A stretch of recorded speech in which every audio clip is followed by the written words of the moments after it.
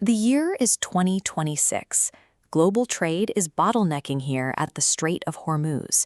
As the US and Iran trade missiles, the economy flinches when ships pass. To cross safely, Iran demands a $2 million toll, payable only in Chinese yuan or cryptocurrency. The defining feature of this transaction is what's missing.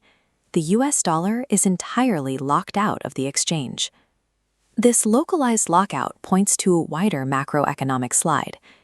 This chart tracks foreign exchange reserves, the backup funds central banks hold, over the last 25 years. In 2001, 72% of these reserves were in US dollars. Today, it dropped to 56.7%, a 30-year low. Nations are actively diversifying away from American paper. Modern geopolitics is forcing countries to deliberately dismantle and redesign the plumbing of the global financial system. To understand why countries are leaving the dollar today, we have to look at how it captured the world 50 years ago. In July 1974, a secret diplomatic meeting took place at a summer palace in Taif, Saudi Arabia. U.S. Treasury Secretary William Simon sat down with King Faisal. They were there to build a geopolitical bridge between American military might and Middle Eastern energy. The U.S. provided a military guarantee to the Saudi regime. In return, the Saudis anchored every sale of crude oil exclusively in dollars. By linking global oil demand to the American currency, the U.S. ensured every nation needed a constant supply of dollars. The strength of the dollar relied heavily on American foreign policy. It survived because the United States acted as a reliable, predictable guarantor of global security. Fast forward to the 2020s. The United States began leveraging its financial dominance, shifting from a provider of global security to an enforcer, using its currency as a weapon. The clearest catalyst for global panic came when Western powers froze $300 billion of Russia's foreign reserves. Suddenly, the money a nation thought it owned could be deactivated overnight. That fear compounded with the aggressive use of tariffs during the Trump administration. Long-standing international trading partners found themselves alienated by sudden, unilateral financial penalties. Emerging economies recognized a profound vulnerability. They began drafting a Plan B, actively de-risking their economies to shield themselves from unpredictable shifts in U.S. policy. That de-risking created the petro-yuan. China, the second largest consumer of crude, now pays for Saudi and Iranian oil in its own currency. At the same time, Russia and India regularly settle their trades in rupees.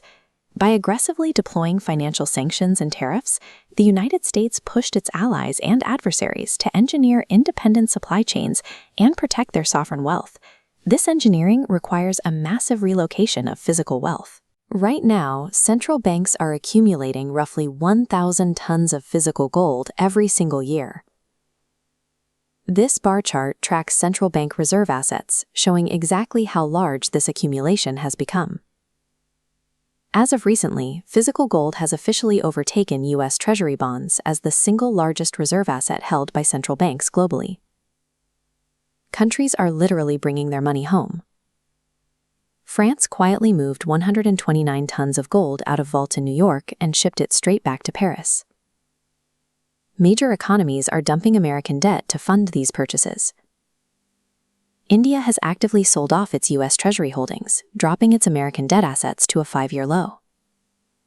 Central banks are trading digital debt for physical metal to build a financial insurance policy. This movement has already pulled the dollar's share of global reserves to its lowest level in 3 decades. The mass sell-off is real, but obituaries for the U.S. dollar have always been exaggerated. To replace the dollar, an alternative currency needs massive scale and deep markets, meaning the ability to absorb trillions of dollars in trades without collapsing. The Japanese yen, the South Korean won, and the euro simply lack that required economic volume. The BRICS nations have heavily promoted a unified alternative currency, but that requires intense geopolitical rivals, specifically India and China, to completely align their economic policies.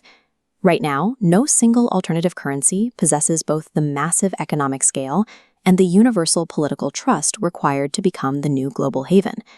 The global economy is fracturing into localized trade blocs, each utilizing its own internal payment systems to bypass American oversight. allied countries are building gated communities of trade. They are agreeing to settle regional debts using local currencies, creating insulated financial rings that ring-fence them from U.S. control.